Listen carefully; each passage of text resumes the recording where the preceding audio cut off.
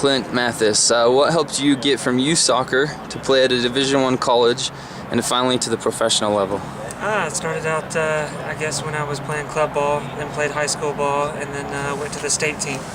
And, growing up in Georgia, soccer wasn't as big, but it started getting big around that time, and the state team enabled me to get college coaches to come watch and play. So I would mainly say the state team probably the most. Okay.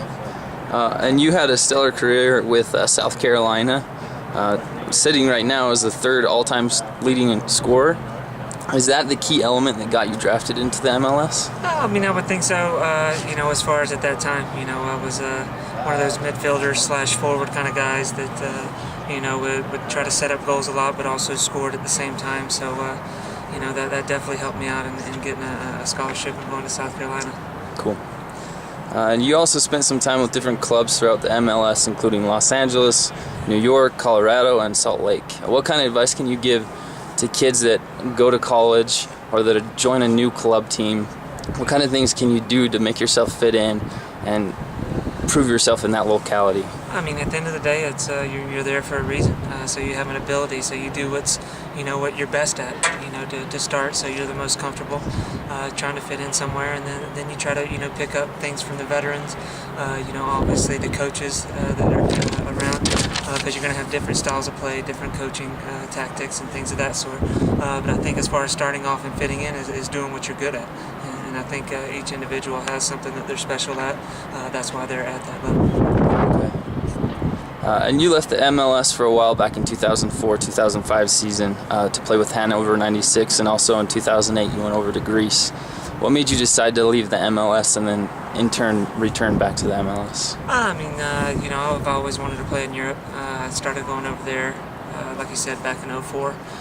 Then I came back here to Salt Lake when John Ellinger was coach. I've known him back from my youth days, and I made a promise to him. So I got out of my contract in Germany and came back here. I might still be there. But when I left and went back to Greece, I wanted to just get out of here for a little bit and try back over in Europe. Then my wife got pregnant, and my son was going to be born last August. So that's what made me come back here and want to play back in the MLS again. Well, congratulations on Thank the you. brand new son. Thank you. And the last question, what is the secret of finding an MLS home and staying there? It's tough. I mean, the way this league is set up, there's a lot of turnaround. If you're successful, obviously you get a better contract. Then you have to deal with salary cap issues and things of that sort. So it is tough. Whether you go in and you fit in the club and you play well, that doesn't guarantee you that you're going to stay there.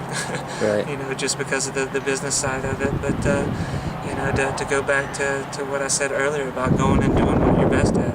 And that's the easiest way to fit in, because obviously, you are there for certain reasons, and if you do what you're really good at really well, better than other people, you're definitely going to have a job for a long time, as long as you can continue to adapt and pick up new things. Cool. Any last advice for the youth out there that are striving to be professional players? Always stick to it. If you want to do something, always believe that you can. It's not always going to be easy. There's going to be bumps in the road, hurdles to jump. It is tough. But at the same time, don't ever let anyone tell you can't be something or be who you want to be, because it only takes a little bit of willpower and a lot of dedication and hard work to get there. Okay. Well, thank you very much, Clint. Thank you.